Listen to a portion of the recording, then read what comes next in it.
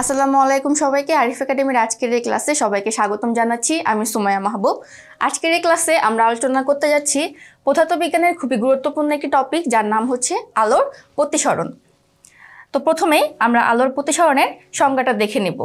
আলোর প্রতিসরণের সংজ্ঞায় কি বলা আছে? আলোক রশ্মি যখন এক স্বচ্ছ মাধ্যম থেকে অন্য আরেকটি মাধ্যমের ওপর তির্যকভাবে আপতিত হয়, তখন দুই মাধ্যমের বিভেদ তলে ওই রশ্মির অভিমুখের পরিবর্তন হয়।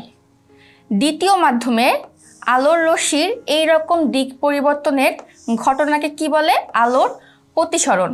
বিষয়টা একটু জটিল লাগছে, তাই না? তাহলে দেখো, ধরো এটা হচ্ছে আমার একটি রেখা, এটা হচ্ছে আমার একটা মাধ্যম যেটাকে আমি আলো বা এয়ার বলছি, আরেকটি মাধ্যম হচ্ছে আমার গ্লাস। আলো হচ্ছে আমার, বাতাস হচ্ছে আমার কম ঘনত্বের একটি মাধ্যম, আর গ্লাস হচ্ছে আমার অধিক ঘনত্বের একটি মাধ্যম। তবে মাথায় রাখবে, দুটি মাধ্যমে কিন্তু আমাদের কি মাধ্যম? স্বচ্ছ মাধ্যম।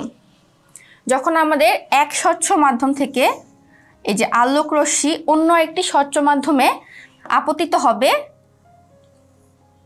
তখন এর কি হবে? দিকের পরিবর্তন হবে, অভিমুখের পরিবর্তন হবে। কোথায় পরিবর্তন হচ্ছে?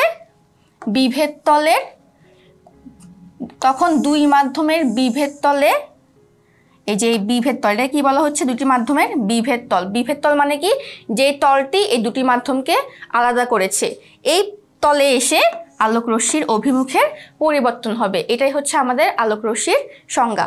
প্রথমত খেয়াল করো, এটা হচ্ছে এই মাধ্যমের জন্য এখানে লেখা আছে এয়ার, মানে আমাদের প্রথম মাধ্যমটা কি তাহলে? এয়ার। আর দ্বিতীয় মাধ্যমটা কি?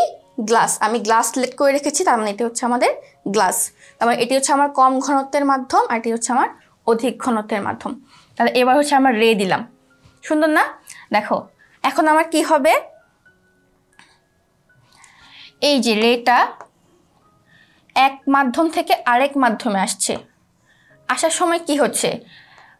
আদতে কথা ছিল তার স্ট্রেট ভাবে, মানে সোজাভাবে চলে যাওয়ার, কিন্তু তা না হয়ে সে তার অভিমুখের পরিবর্তন করছে। সে দেখো অভিলম্বের দিকে সরে এসেছে। এই জিনিসটাকে কি বলছে? আলোর প্রতিসরণ। এখন সে যে অভিলম্বের দিকে চলে আসছে, এটা কিভাবে বুঝবো? এটা বোঝার জন্য আমরা অ্যাঙ্গেল সিলেক্ট করে এখন অ্যাঙ্গেলটা খুব সহজভাবে দেখতে পাচ্ছি। দেখো এটা হচ্ছে আমাদের অভিলম্ব। সে অভিলম্ব থেকে আগে ছিল কতটুকু দূরে? 45 ডিগ্রি অ্যাঙ্গেল করেছিল। দেন হচ্ছে সে যখন প্রতিসরিত হচ্ছে, তখন সে অ্যাঙ্গেল থেকে অ্যাঙ্গেলের পরিমাণটা কমে গেছে এবং সে অভিলম্বের দিকে সরে এসেছে। তাহলে এর মাধ্যমে বোঝা যাচ্ছে অ্যাঙ্গেলটা দেখে যে আলোর দিক পরিবর্তন হয়েছে।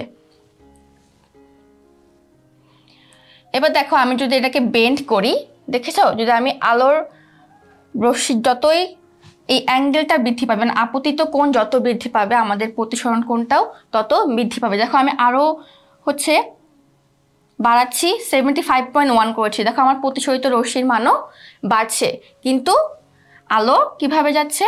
বেন্ড করে যাচ্ছে বা আলো বেঁকে যাচ্ছে। এটাই হচ্ছে আমাদের আলোর প্রতিসরণের একটি পার্ট। তা আশা করি সবাই বিষয়টি খুব সহজভাবে বুঝেছো, এবং যদি আরও কোনো সমস্যা থাকে অবশ্যই আমাদের কমেন্ট করে জানাতে ভুলবে না।